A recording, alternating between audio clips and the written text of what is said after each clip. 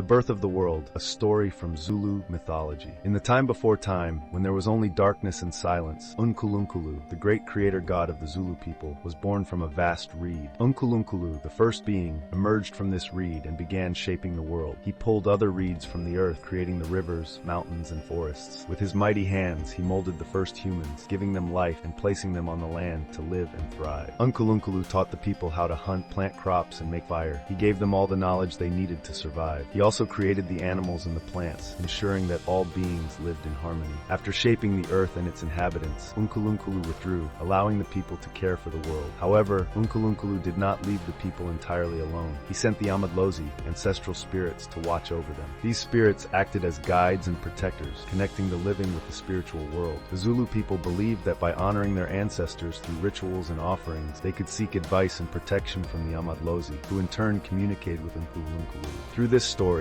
the Zulu people learned that the world was a gift from Unkulunkulu, and that their connection to the spirits was essential for maintaining the balance between the human and spiritual realms. By respecting both the land and their ancestors, they ensured the blessings of Unkulunkulu would continue for generations.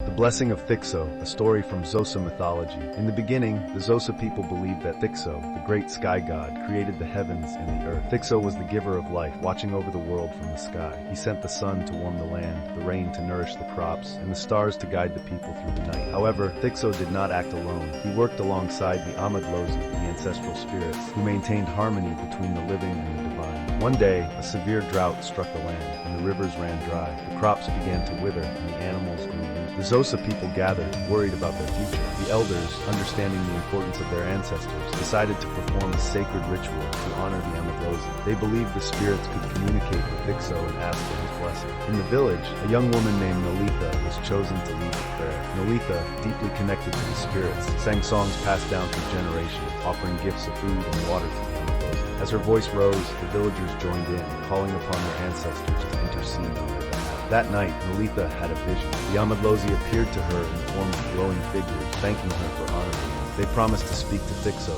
on behalf of the people. The next day, dark clouds gathered in the sky, and rain poured down, filling the rivers and reviving the land. The Xhosa people rejoiced, knowing that their prayers had been answered. From that day on, the Xhosa people continued to honor both Thixo and the AmaDlozi, understanding that their connection to the spiritual world was essential for their survival. They learned that the ancestors were ever present, guiding them through life's challenges and acting as a bridge between the people and the gods.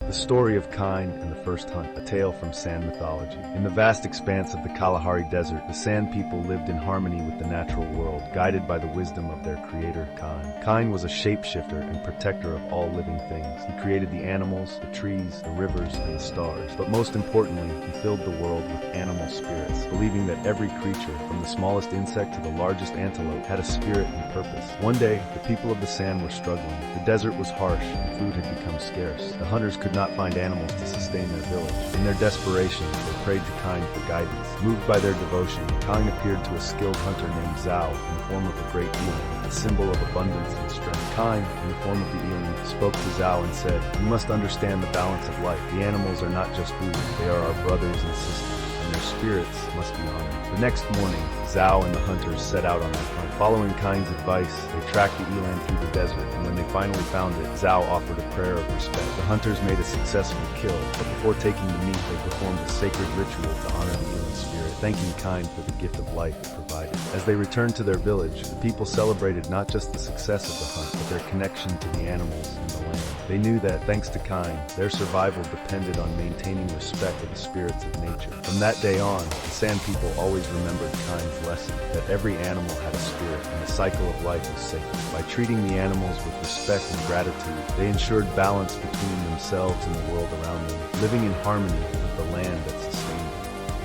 The protection of Mvelinkangi, a story from Ndebele mythology. Long ago, the Ndebele people of South Africa believed in the great sky god Mvelinkangi, the creator of all things and protector of the land. Mvelinkangi controlled the forces of nature, bringing the rains, the winds, and the storms. The Ndebele people respected him deeply, knowing that his power kept the world in balance. One year, a terrible drought hit the land. The rivers dried up, crops failed, and the animals became weak. The village elders knew they needed to seek Mvelinkangi's help. They gathered the people for a sacred ceremony, offering gifts of their remaining food and water, praying for the god's mercy. That night, Zenzele, a wise elder, had a dream in which Mvelinkangi appeared as a great eagle. The eagle spoke, "The drought is a reminder of the balance you must keep with nature. Protect the land, and it will provide for you." The next day, dark clouds filled the sky, and rain began to fall, soaking the dry earth. The people rejoiced, grateful for Mbelenkangi's blessing. From that day forward, Ndebele honored the god through careful stewardship of the land, knowing that Mbelenkangi watched over them, ensuring the harmony of nature.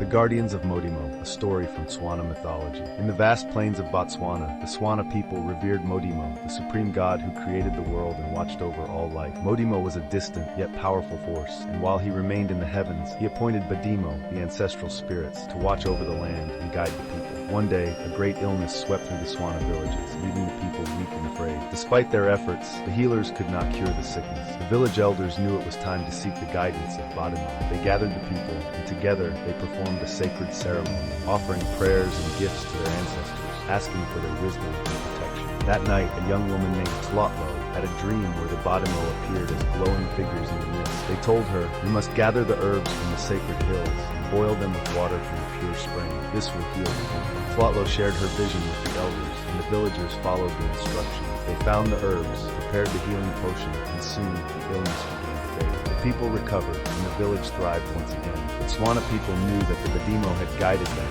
and that by honoring the spirits, they ensured protection and balance in their lives. From then on, they continued to respect both Modimo and the Badimo, understanding that their ancestors were always watching over them, guiding their paths.